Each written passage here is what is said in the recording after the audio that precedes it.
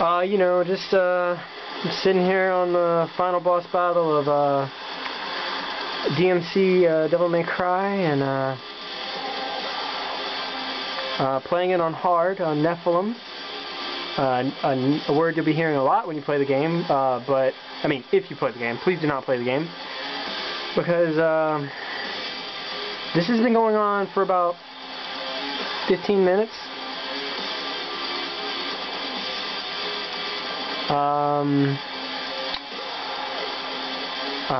Thank you, Capcom, for rebooting the Devil May Cry franchise. It needed it. It was in dire straits.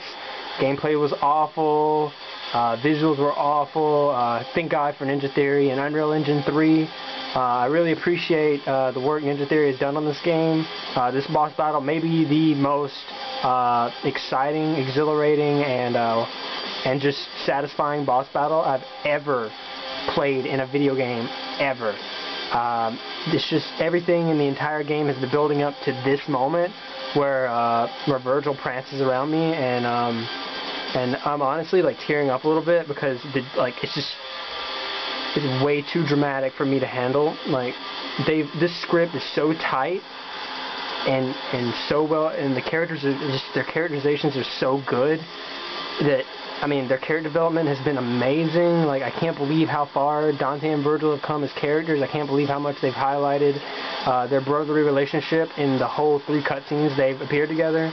I mean, man, this is such a good game. I love that they've taken out lock-on. I mean, why does an action game need lock-on anyway? I mean, what do you gain by having lock-on in an action game? What? You get directional inputs? Well, yeah, you get directional inputs. So why do you need directional inputs? Come on, really? Like, you don't need extra moves in an action game. And, you know, you also gain the ability to actually keep the camera focused on an enemy. But you don't really need that in an action game. It's not like you need to see what you're trying to hit. It's not like, don't you want to guess at what you're trying to hit? I mean, that's what I do in action games. I just guess. That's the best feature you can have in an action game, is to guess at what you're going to be hitting at. And I would also like to thank them for the extremely long attack animations that have you getting hit and they're not cancelable. And I would also like to thank them for those enemy types that can only be hurt by one type of weapon, because when I play an action game, I want my options limited as much as possible. And so thank you for that. That was a quality gameplay decision. I really appreciate it. Thank you for making style rankings dependent on how much crap I collect during a level that doesn't even affect my gameplay. I mean, finding those lost souls were riveting. I thought I was playing Donkey Kong 64, and I love collecting things. I mean, I mean, that's what I want to do in an action game. Also, thank you for so many platforming sections. Like, when I play an action game, when I play a Devil May Cry game, the first thing I think of is platforming.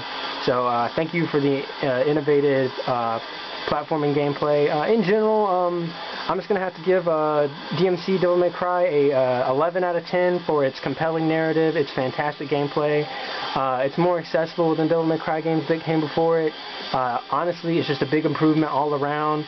It looks better, it sounds better, it plays better. It's pretty much the best video game I've ever played in my life, and God bless Capcom for their risky, but